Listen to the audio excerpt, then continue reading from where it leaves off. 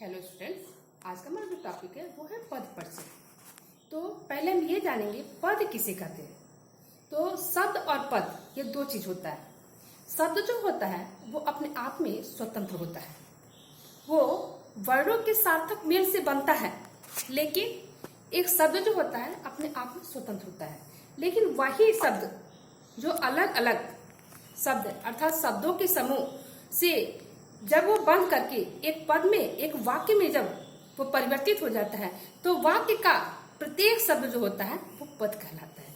देखिए यहाँ शब्द जो है राम, जाना, दिल्ली, आम, इस तरह के जो भी शब्द हैं जिससे कोई सार्थक अर्थ निकल रहा है ये सब हमारा शब्द में आ जाएगा।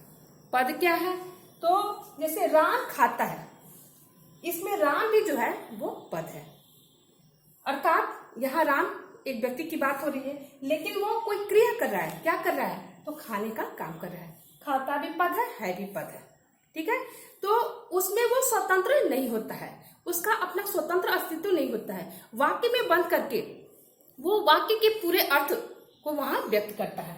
रमा पढ़ती है, रमा एक लड़की है, वो कोई काम कर रही है। क्या कर रही है? पढ़ने का काम कर रही है, यहाँ बताया जा रहा है। अर्थात जब वो वाक्य में परिवर्तित हो जाता है शब्द, तो उसे प्रत्येक शब्द को हम पद के रूप में जानते हैं। और ऐसे अपने आप में जब वो रहता है तो उसको हम सिर्फ शब्द के नाम से जानते हैं जो वर्णों के सार्थक मेल से बना हुआ है।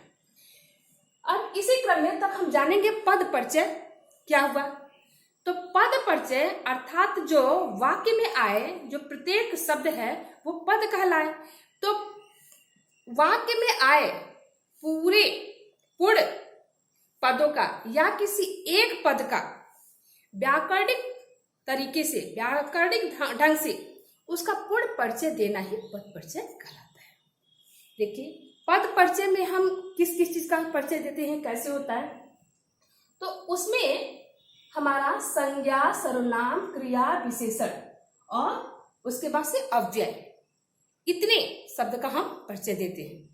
और कैसे परिचय देते हैं? तो लिंग, वचन, काल, कारक के आधार पर उसका परिचय देते हैं। जैसे देखिए ये संज्ञा शब्द है ना, संज्ञा में हम पहले देखेंगे अगर किसी का नाम है या कोई भी संज्ञा शब्द है तो उसमें देखेंगे कि कौन सा संज्ञा वो आता है, तो उस हिसाब से उस संज्ञा को लेंगे। उसके बाद अगर वो सर्वनाम में आता है तो कौन से सर्वनाम के अंतर्गत आता है। क्रिया में है, अगर क्रिया है तो कौन सी क्रिया है, सकर्मक है कि अकर्मक है। विशेषण में है तो कौन सा विशेषण आ रहा है उस पद में, तो इन विशेषण के आधार पे उसको जानेंगे कि गुण है कि संख्या है कि परिमाण है कि सार्वनामी के विशेषण है। लिंग देखेंगे उस वाक्य में जो है तो वो कौन सा लिंग है, उस हिसाब से लिंग, स्त्रीलिंग और पुल्लिंग को फिर देखकर बनाएंगे। वचन देखेंगे एक वचन में है कि बहुवचन में है। फिर कारक में देख लेंगे कारक की जितनी विभक्तियां हैं उसमें वो किसके अंतर्गत आता है। काल में देख लेंगे कि वो जो वाक्य है वो किस काल का है, भूत का है, वर्तमान का है कि भविष्य का है। अव्यय में हम जो परिचय देंगे वो सिर्फ अव्यय के प्रकार और भाव को जानेंगे। अगर वाक्य में संज्ञा का परिचय पूछता है तो उसमें या सर्वनाम का, संज्ञा और सर्वनाम का दोनों सेम है, तो उसमें हम सिर्फ लिंग, वचन और कारक और क्रिया से उसका संबंध सिर्फ इतना जानेंगे, चाहे संज्ञा का हो या सर्वनाम का हो। उसके बाद यदि क्रिया है तो क्रिया में भी हम लिंग, वचन और काल को जानेंगे। यदि विशेषण है तो विशेषण की अवस्था जानेंगे कि मूलावस्था में है, उत्तरावस्था में है कि उत्तमावस्था में है। उसके बाद उसमें भी लिंग, वचन और विशेष जानेंगे कि वो किस चीज का विशेषण है। और इसमें तो आपको बताया ही कि सिर्फ केवल प्रकार और भाव को हम जानेंगे। तो आइए फिर इसको हम उदाहरण के द्वारा समझते हैं।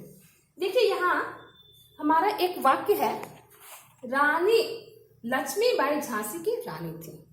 ये एक वाक्य है और अपने आप में ये अलग अलग एक एक पद है। रानी लक्ष्मीबाई आप नाम जानते हैं तो ये एक संज्ञा शब्द हो गया। झांसी अर्थात जहां वो रहती थी अपना अर्थात स्थान हो गया, ये भी संज्ञा शब्द हो गया। कि रानी थी, रानी भी है, वो भी आपका संज्ञा शब्द है। तो अब हम यहाँ अलग अलग परिचय देंगे। रानी लक्ष्मीबाई के विषय में पहले अगर एग्जाम में जब आता है तो कोई भी वाक्य में कोई एक या दो पद के नीचे अंडरलाइन कर देता है और पूछता है कि इसका व्याकरणिक ढंग से पूर्ण परिचय दीजिए। तो जैसे अगर मानिए केवल रानी लक्ष्मीबाई को अंडरलाइन किया गया है और इनका पूर्ण परिचय आपको देना है, तो आप क्या करोगे? तो पहले ये जानोगे कि रानी लक्ष्मीबाई कौन है, तो व्यक्तिवाचक संज्ञा। व्यक्तिवाचक संज्ञा में भी क्या है, तो स्त्रीलिंग, रानी है स्त्रीलिंग आएंगे, और उसके बाद फिर लिंग जानेंगे तो लिंग क्या है उनका, स्त्रीलिंग है। वचन जानेंगे तो क्या है, एक वचन है, ठीक है। और इसमें कारक या क्रिया से संबंध नहीं, क्योंकि यहाँ पे ऐसा कोई क्रिया नहीं दिखाई दे रहा है। फिर झांसी केवल लगा जाता है अंडरलाइन करके, झांसी का परिचय देना है, तो झांसी भी क्या हो जाएगा, व्यक्तिवाचक संज्ञा हो जाएगा। और उसके बाद ये भी आपका स्त्रीलिंग शब्द है, एक वचन का है। अगर रानी को अंडरलाइन करके आता है तो रानी शब्द क्या हो गया, तो यहाँ एक रानी की बात नहीं हो रही है, यहाँ रानी की बात हो रही है, यानी किसी व्यक्ति विशेष की बात नहीं हो रही है, यानी केवल लक्ष्मीबाई से नहीं मतलब है, यहाँ रानी से मतलब है। तो रानी जो है वो व्यक्तिवाचक ना बन करके बल्कि अब जातिवाचक बन जाएगा, ठीक है। तो जातिवाचक संज्ञा हो जाएगा और आपका रानी शब्द भी स्त्रीलिंग है और एक वचन है। समझ में आया? तो देखिए इसका दूसरा उदाहरण इसी तरह से, नेहा किताब पढ़ती है। अब इसमें नेहा का अगर परिचय देना है तो नेहा क्या है, नेहा व्यक्तिवाचक संज्ञा स्त्रीलिंग है, ठीक है। और उसके बाद से अब फिर हम जाएंगे वचन में, लिंग में जाएंगे तो लिंग हमारा क्या हो जाएगा, स्त्रीलिंग है। वचन में जाएंगे एक वचन है। फिर कारक जानेंगे तो कर्ता कारक इसमें दिखाई दे रहा है। और पढ़ती है, किताब पढ़ती है, यानी पढ़ती है क्या है, तो क्रिया का कर्ता हो गया। इसी क्रम में अगर मान लीजिए कि किताब को अंडरलाइन कर दिया गया है, उसका पद परिचय आपको देना है तो क्या होगा, तो किताब जो है वो जातिवाचक संज्ञा में आता है, ठीक है। और किताब जो है वो स्त्रीलिंग शब्द है, एक वचन है, कर्म कारक इसमें है, क्योंकि वो पढ़ रहा है, क्या पढ़ रहा है, किताब। तो किताब जो हो गया वो कर्म कारक हो गया। अगर पढ़ती है करके अंडरलाइन आता है तो आप क्या करेंगे, पढ़ने का काम कर रही है, क्या पढ़ रही है, तो किताब पढ़ रही है, यानी कि ये सकर्मक क्रिया हो जाएगा। और पढ़ती है ये स्त्रीलिंग शब्द है, वर्तमान काल में पढ़ती है यानी वर्तमान काल में काम कर रही है, तो वर्तमान काल हो जाएगा। अब देखिए तीसरा, तो देखिए तीसरा उदाहरण हमारा है, बच्चे फिल्म देखते हैं। अगर इस वाक्य में केवल देखते हैं शब्द को अंडरलाइन कर दिया जाता है और उसका पद परिचय आपको देना है, तो देखते हैं ये हमारी क्रिया है, क्या है, कैसी क्रिया है, तो सकर्मक क्रिया है। और बहुवचन देखते हैं यानी कि बहुवचन शब्द हो जाएगा, और देखने का काम हमारा वर्तमान काल में हो रहा है, ठीक है, तो वर्तमान काल हो जाएगा। फिर कौन देखता है, तो बच्चे क्या है, तो इसमें कर्ता जो है वो पुरुष वचन, कर्ता पुरुष, ठीक है, तो इसमें हो जाएगा कर्ता और पुल्लिंग हो जाएगा। चौथा हमारा है, कछुआ धीरे धीरे चलता है। अगर धीरे धीरे शब्द को अंडरलाइन कर दिया जाए और उसका पद परिचय आपको देना है, तो धीरे धीरे क्या है, ये हमारा रीतिवाचक क्रिया विशेषण दिखाई दे रहा है, ठीक है। तो किसका दिखाई दे रहा है, चलता है क्रिया का क्रिया विशेषण दिखाई दे रहा है। और चलना जो है ये हमारी अकर्मक क्रिया में आती है, तो अकर्मक क्रिया हो जाएगा आपका। पांचवा उदाहरण आपका है, आयुष दूसरी मंजिल पर रहता है।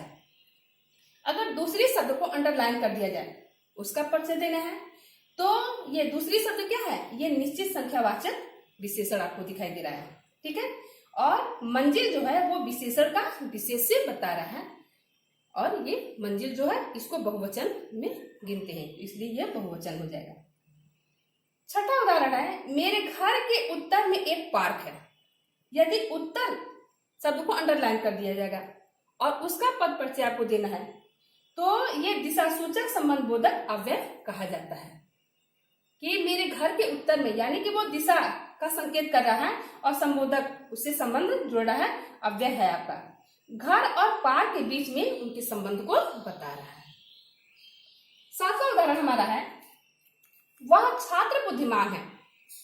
यहाँ यदि वह शब्द का पद परिचय देना है, तो वह शब्द क्या है, सार्वनामिक विशेषण है और पुल्लिंग शब्द है, एक वचन है, ठीक है। यदि छात्र का देना है, छात्र को अंडरलाइन कर दे, तो जातिवाचक संज्ञा है, एक वचन है, पुल्लिंग है, कर्ता कारक और क्रिया का कर्ता है, ठीक है। यदि बुद्धिमान को वो अंडरलाइन कर देता है और पूछता है कि बुद्धिमान शब्द क्या है, तो गुणवाचक विशेषण है। ठीक है, पुल्लिंग है, एक वचन है और छात्र का विशेषण आपका बुद्धिमान है। ठीक है, 8वां उदाहरण हमारा है, आह मेरे पेट में दर्द है। यदि आह शब्द को अंडरलाइन कर देता है तो आह शब्द क्या है आपका, ये विस्मयादि बोधक अव्यय है। और आह यानी दर्द है तो क्या है, ये पीड़ा सूचक शब्द दिखाई दे रहा है। यदि पेट में शब्द को अंडरलाइन करता है तो क्या होगा, पेट जो है ये जातिवाचक संज्ञा है, पुल्लिंग है, एक वचन है और अधिकरण कारक है। पेट में अधिकरण कारक हो जाएगा। अगर वो दर्द है शब्द को अंडरलाइन करता है तो दर्द है यानी कि क्रिया है, क्या है, सकर्मक क्रिया है। ठीक है, और बहुवचन इसको मानते हैं, दर्द है। ठीक है, पुल्लिंग शब्द है, कर्तृवाची इसमें दिखाई दे रहा है।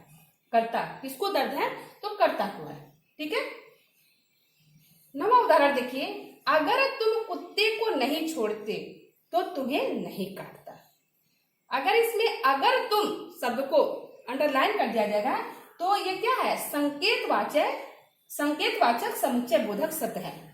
इनके द्वारा कुत्ते को छोड़ने और उसके काटने की क्रिया के संबंध में क्या है, संबंध स्थापित किया जाता है इसमें। ठीक है, तो स्टूडेंट्स इस पद परिचय में इसी तरह से होता है कि कोई भी एक पूरा वाक्य रहेगा और कोई एक या दो उसमें पद को अंडरलाइन कर दिया जाएगा और उसका व्याकरणिक ढंग से आपको पूरा परिचय देना रहता है। तो अभी आपको जैसे बताया कि पहले हम ये जानेंगे कि वो संज्ञा है कि सर्वनाम है कि विशेषण है कि क्रिया है कि अव्यय है।